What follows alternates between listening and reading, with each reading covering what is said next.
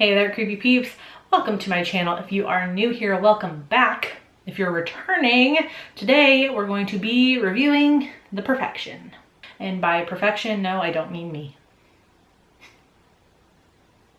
I hate myself.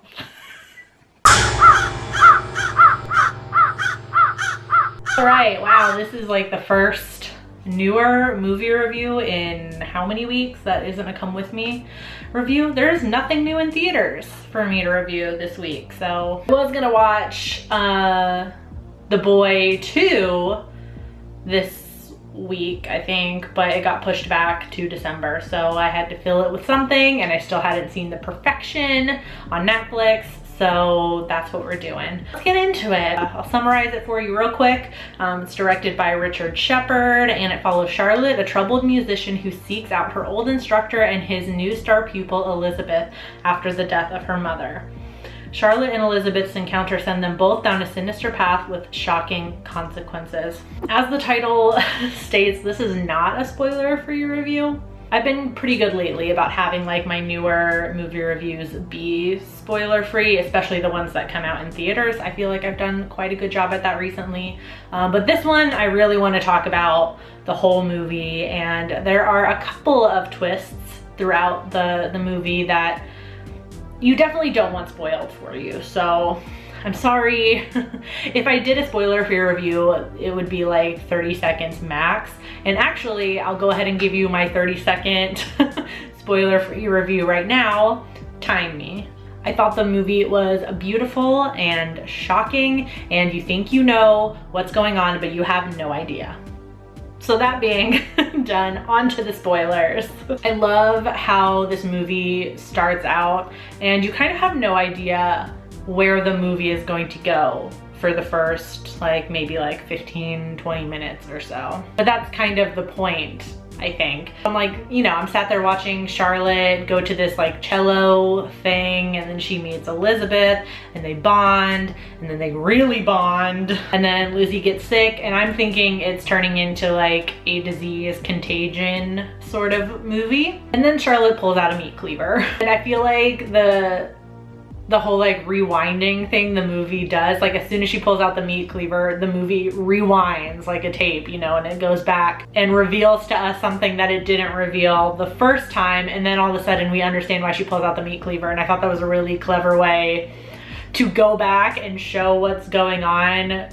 It was like a flashback, but it was just a clever way of setting up the flashback with the whole rewinding thing. And so at this point, I think I have the movie figured out. I'm like, oh, it's about Charlotte getting revenge on Lizzie because Charlotte is a has-been and she went crazy. Got it. However, I was bamboozled 2 more times during this movie. The next one comes when we see an actual flashback of Charlotte back from her school days before her mom got sick. She's in the chapel, and she makes a mistake while playing, and things take a very dark turn. And so I'm like, oh, Anton is some crazy pedo rapist who spouts some religious crap to make the girl scared. Got it. Partially right, but at this point, we think Lizzie is still brainwashed too, but no. Oh, Charlotte had to unbrainwash Lizzie, and now they're getting revenge on the school for being nasty pedo rapists. Ding, ding, ding. Each twist reveals something about the movie. So it's a couple of times throughout the film, you think you've got it figured out, and then the movie pulls the rug out from underneath you multiple times. And it's awesome that a movie can do it that many times, because normally you get one good twist and then we got it figured out, but no, a couple of different times the filmmakers were like, you have no idea what this movie is about. I also love how the perfection is talked about, and in the movie, to my understanding, the perfection is a piece of cello music that the girls have to play perfectly, and if they don't get it right, bad things happen to them, i.e. they get raped. I almost thought there was a supernatural thing going on, the way Anton is talking about the perfection and being close to godliness or something. In Charlotte's flashback or whatever, you're thinking it's some sort of religious cult thing, and maybe there is some supernatural something going on. But then we see another flashback where it's right after Lizzie has cut off her hand and Charlotte is talking to Lizzie, explaining why she had to do this, that she had to unbrainwash Lizzie, which she doesn't understand at the time, but later understands. But I like the way Charlotte explains it, like, Anton's nothing special, it was nothing special, he's just a rapist. In the way of saying, like, that's all you need to take revenge on this person. That's all the explanation we need to take revenge on Anton. He's not, there's nothing supernatural or weird going on, he's just a rapist. The movie, of course, ends in the most poetic way, both having lost an arm, but together are able to play the cello. So there's a really cool shot of the two of them playing the cello, and you don't actually hear what they're playing, but I can only assume they're playing the perfection, and I assume that they get it right. Separately, they weren't able to play it, but together they're able to get it perfect, and they're whole now with their bond over their shared trauma. So overall, the film is awesome. I'm really glad I went in not knowing anything about the movie. I feel like that added to my shock at every turn. Although I did look at the trailer and it doesn't look like it necessarily gives anything away, which is good. Because of the way the film goes back and explains the twists, I feel like there's not a whole lot of rewatch value, because at every twist and turn the movie kind of goes back on itself and explains. Not like explains, but like shows you. But it's an explanation as to what is going on. So by the end of the movie, you get it.